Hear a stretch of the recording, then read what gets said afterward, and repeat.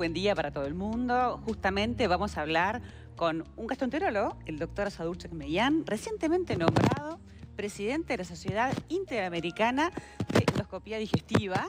Así que lo queremos felicitar por este gran nombramiento, doctor. Muchas gracias. Bueno, muchas gracias por la invitación. Estamos a las órdenes. Nos parece muy importante aprovechar para preguntarle sobre este, digamos, procedimiento. Es un tratamiento médico que permite diagnosticar y también hacer tratamientos, ¿verdad? Exactamente. ¿En qué consiste una endoscopía? Porque a veces a uno le dicen, tenés que hacer esto, te da un poquito de miedo, ¿no? Sí, sí. Vamos a aprovechar a aclararlo. Bueno, sí, es un tema, ¿no? Porque muchas veces se dice, vamos a hacer un estudio. Entonces, en realidad es un procedimiento, porque es un procedimiento seguro, pero un procedimiento al fin. ¿Qué quiere decir? De que el estudio es algo que no tiene riesgo, vamos a decir, o el riesgo es muy, muy pequeño, como una placa o un examen de sangre. Pero lo que nosotros hacemos es un procedimiento que hay que introducir un instrumento en el cuerpo.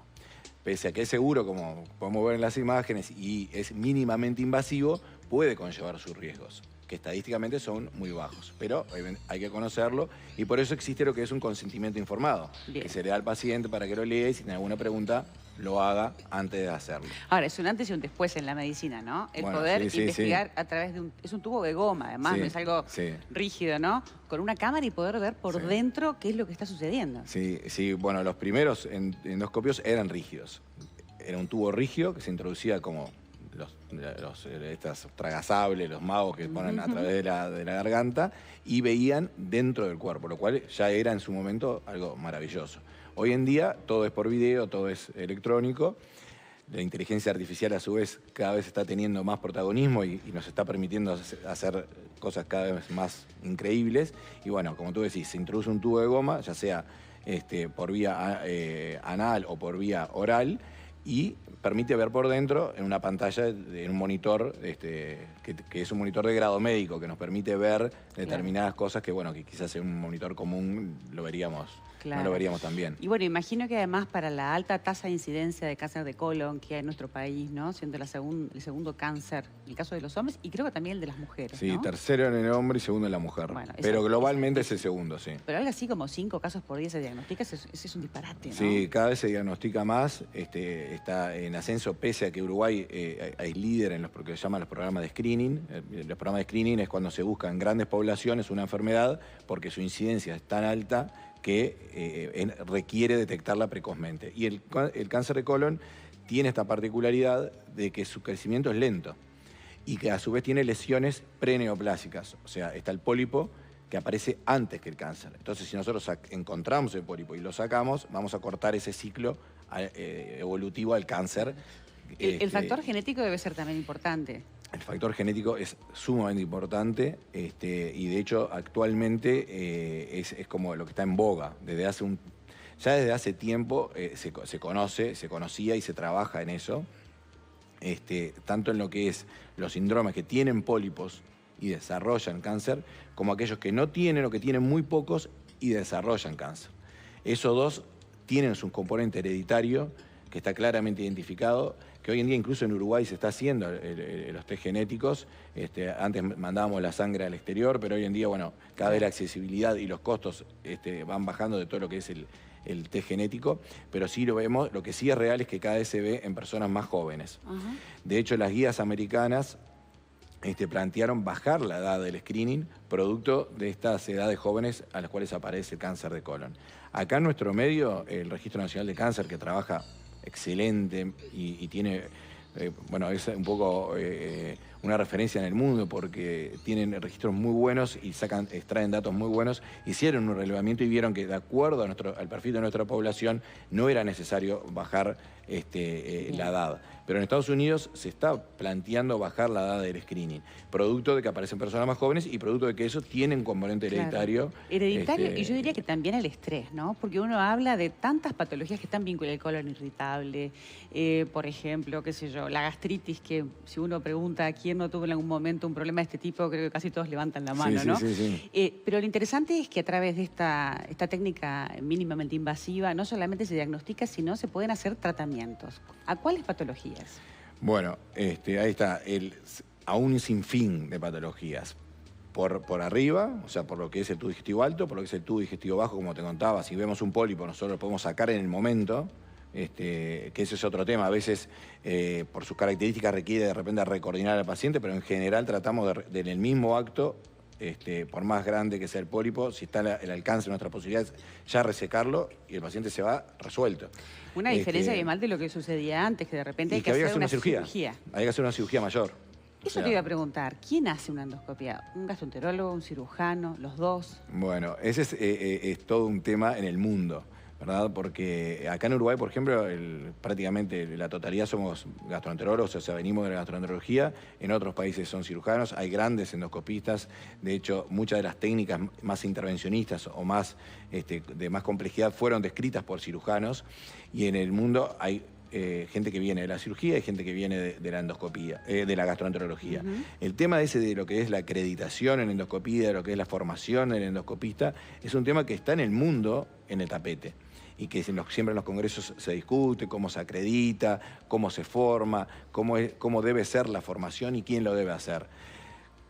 En mi opinión, creo que lo debe hacer el que está debidamente formado. Claro. O sea, si viene desde la cirugía o viene de la gastroenterología, es un tema secundario y quizás hasta político de discutir. El tema es que esté debidamente formado y acreditado para hacer el procedimiento. Bien, te quiero preguntar, tengo muchas preguntas del público, pero quiero que nos cuentes solamente cortito si se hace con anestesia, si tiene algún riesgo, porque son, bueno, inquietudes que podemos tener, ¿no? Sí, bueno, eso es súper interesante porque yo creo que no soy tan viejo, pero cuando yo empecé a hacer endoscopía, prácticamente era todo sin anestesia. Claro.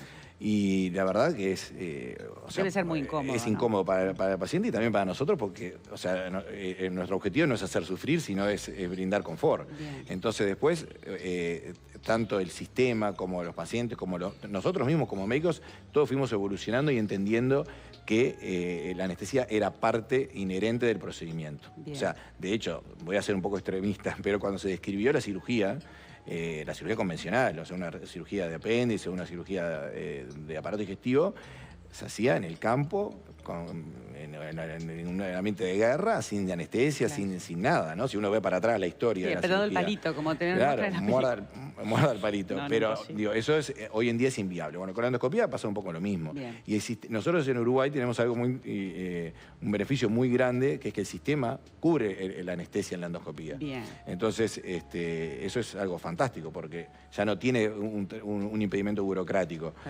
Y bueno, y hoy en día, salvo algún caso muy particular que alguna persona pide o ya se lo ha hecho varias veces y no ha sentido nada, digamos. Es lo atípico. Bien. Lo común es que se hace con anestesia. Bueno, vamos con las preguntas del público, así podemos aprovechar la presencia del doctor para que nos vaya contestando. Vamos a ver qué es lo que nos propone Luisa. Dice que hace 10 años me diagnosticaron celiaquía. Sigo la dieta de forma rigurosa, pero la contaminación cruzada existe. ¿Debería hacerme otra vez la endoscopía? Sí, bueno. Ella pregunta si esto ayuda. Una interesante pregunta, Luisa, porque nos vamos al tema de lo que es la enfermedad celíaca y la contaminación cruzada, que eso es todo un mundo. Abro un paréntesis de lo que es la endoscopía y ahí nos vamos a lo que es, bueno, la clínica y lo que es también todos los grupos de pacientes, ACELU, la Asociación de Celíacos de Uruguay, que viene trabajando muchísimo en eso. AUDIN, la Asociación Uruguaya de Dietistas y Nutricionistas, viene trabajando un montón, porque antes de la preocupación puntual de esta pregunta está por qué la contaminación cruzada y por qué todo lo que está pasando, y ahí hay un desconocimiento muy grande en toda la sociedad, que cada vez se viene venciendo, pero que hay mucho por trabajar. Puntualmente con la pregunta de ella, en realidad si se sabe que hay una contaminación o hay una claridad en el diagnóstico, una nueva endoscopía no le va a aportar porque sabemos que los síntomas vienen porque está recibiendo una ingesta de gluten. Hay anticuerpos de sangre que marcan esa ingesta y se pueden hacer, pero en realidad es obvio y entonces lo que hay que hacer es retirar el gluten de la ingesta del paciente. Una dieta rigurosa, digamos, ¿no? Claro, y de por vida. Claro, eso que decís es la clave de todo esto. Estabas hablando del intestino irritable. En el intestino irritable, de repente la persona come algo que no corresponde o que no está dentro de la dieta, se va a sentir mal, pero no le va a pasar nada. El cuerpo te avisa, digamos. El cuerpo te avisa. En la enfermedad celíaca, no. O sea, es todo o nada. No hay un poquito de dieta. La dieta debe ser absoluta. Yo siempre tengo una manera de contarle a los pacientes que capaz que no es muy académica, pero que es como el ludo. O sea, vos viste que en el ludo estás llegando al final y vuelve a empezar.